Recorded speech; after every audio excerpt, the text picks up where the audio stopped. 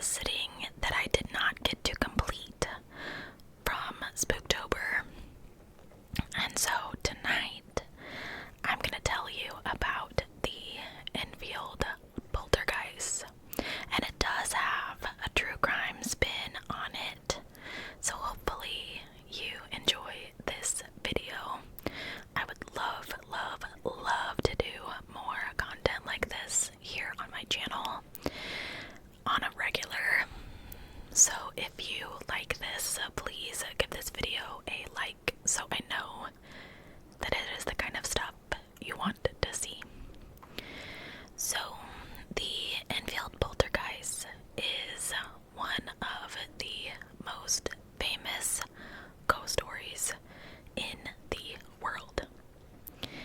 This story has inspired not only movies and decades of debates by the paranormal community, but the 1977 Enfield Poltergeist case is more than just a haunting. When you look past the layers of children and disembodied voices, you can find a story of profound human suffering, media exploitation, and psychological trauma. So this isn't just a ghost story, guys. It is a case where the victims were a vulnerable family, and the scars lasted lifetimes. So this case begins in a modest council house on Green Street in North London during the summer of 1977. Peggy Hodgson, a single mother, was struggling to raise her 4 children. Margaret, the oldest at 13, followed by Janet, age 11, Johnny, age 10, and Billy, age 7. They were surviving in poverty after a bitter divorce, and this family, feeling already fractured and vulnerable, was basically a psychological powder keg waiting for the smallest spark. And that spark ignited on the night of August 30th, when Janet complained that her bed was moving all on its own. Now, Peggy initially dismissed her daughter's claims as just typical childhood antics. However, the following night, Peggy herself witnessed the impossible. When she began to hear noises from the children's bedroom, she entered the room to watch a heavy wooden chest of drawers slide across the floor. She pushed the massive piece of furniture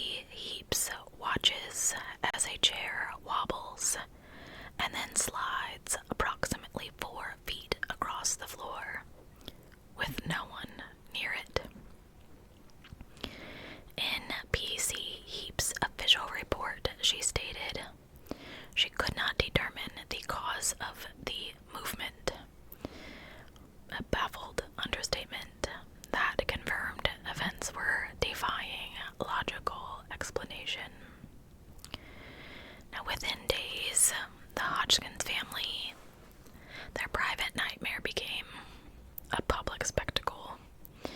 The Daily Mirror descended on the house, and their photographer, Graham Morris, experienced phenomena of his own firsthand. A Lego brick struck him above the eye with such force that he carried the bruise for days. He later described objects moving at impossible speeds. And all of a sudden, the story hits the front page, and the media circus begins. The paper contacted the Society for Psychological I cannot even pronounce that word. Psychial research. Psychial, yeah, like psychic, psychial, whatever. SPR, which dispatched investigator Maurice Gross. Now, Maurice wasn't in such a good state of mind. His daughter had recently passed away. So he arrives and he's kind of just thinking he's debunking a hoax. And instead, he witnesses a marble fly across the room and land at his feet. Still hot to the touch when he reached down to pick it up. He was soon joined by a veteran investigator by the name of Guy Lyon Playfair. Together, they would spend 18 months documenting over 2,000 unexplained incidences. The most disturbing development came in December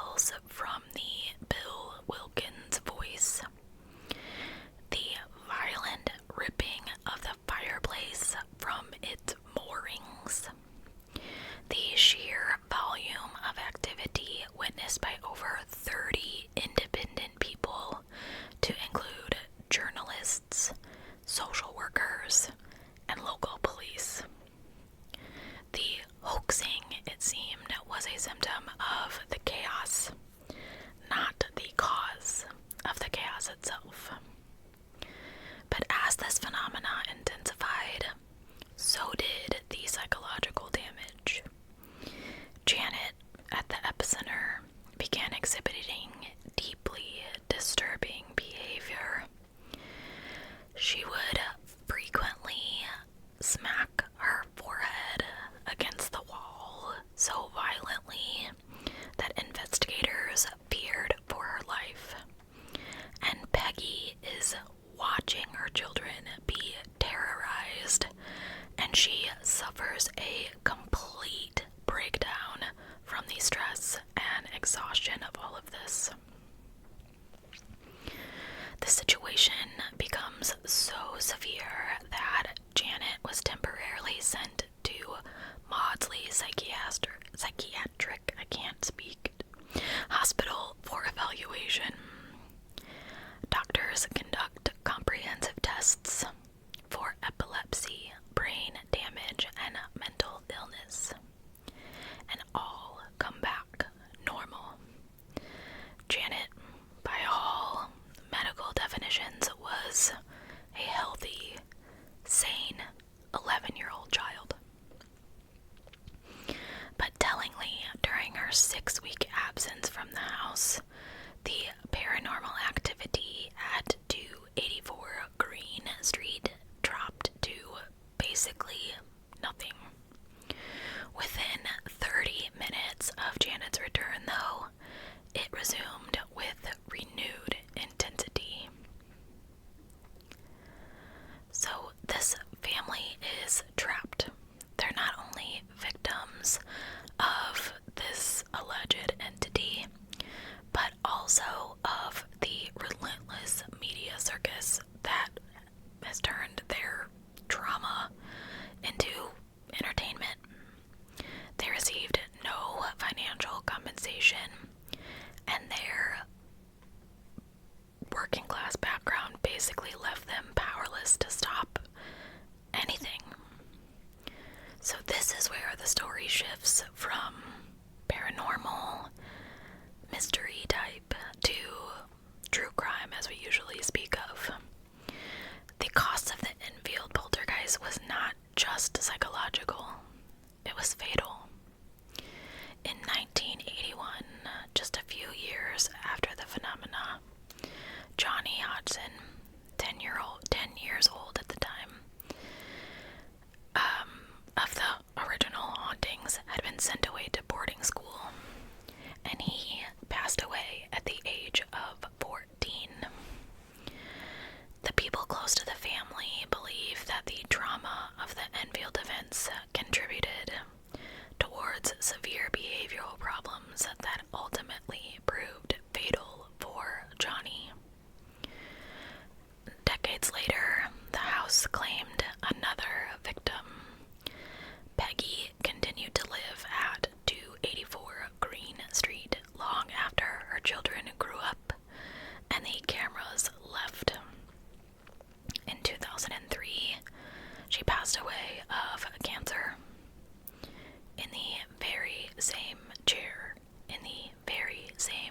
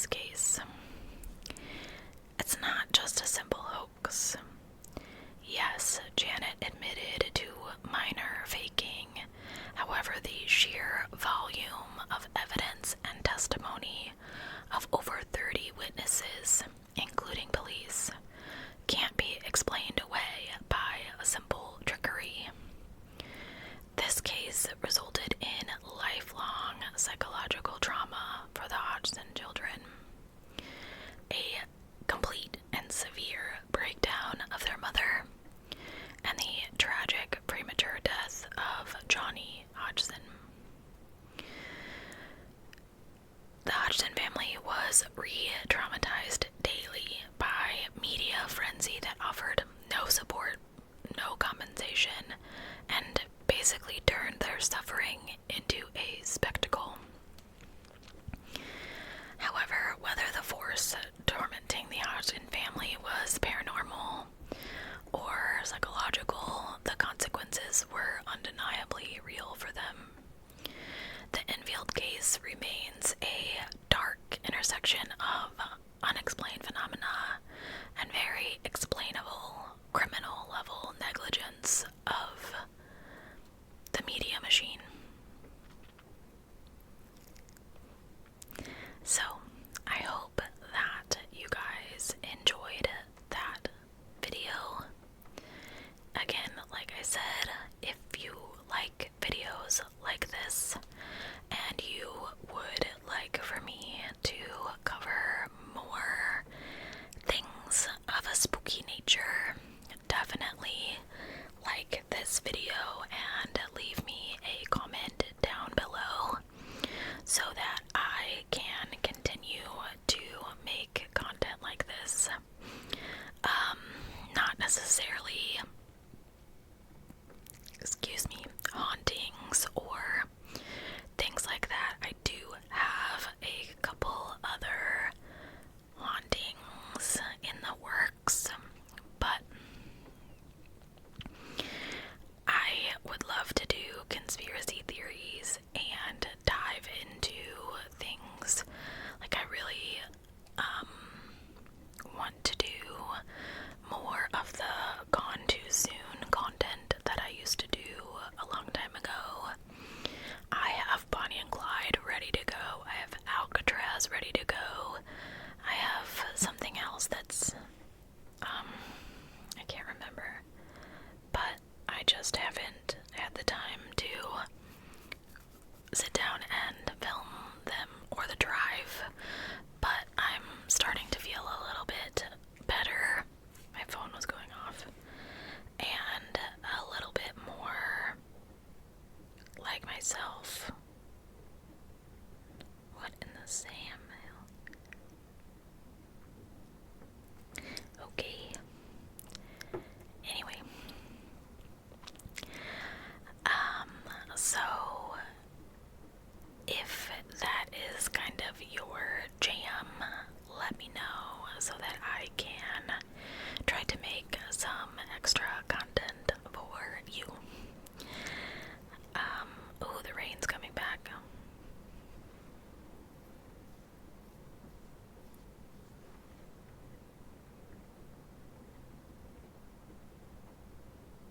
Kind of. You probably can't hear any of it. Alright, thank you guys so much for being here and continuing to support my channel. I love our little community that we have. I love each and every one of you. I recognize your names. I look forward to your comments, and some of you comment on every single video, and I just can't tell you how much your comments mean to me. You guys are like all of my best friends all over the world. Someday I want to get like a world map, and I should have done it a long time ago, but put pins in every place that I have a subscriber shout out where they live, because I think that would be really cool. But I should have done it like from the beginning, because obviously you lose subscribers and you gain subscribers, and so I could have people that don't listen anymore that were located in places that I might not be able to pin. Anyway, I think that's it. Again, thank you guys so much for watching. I know this is not a super long video, but I do hope that you enjoyed a little bit of extra content. You might see some more this week. Thanks again. I'll see you soon.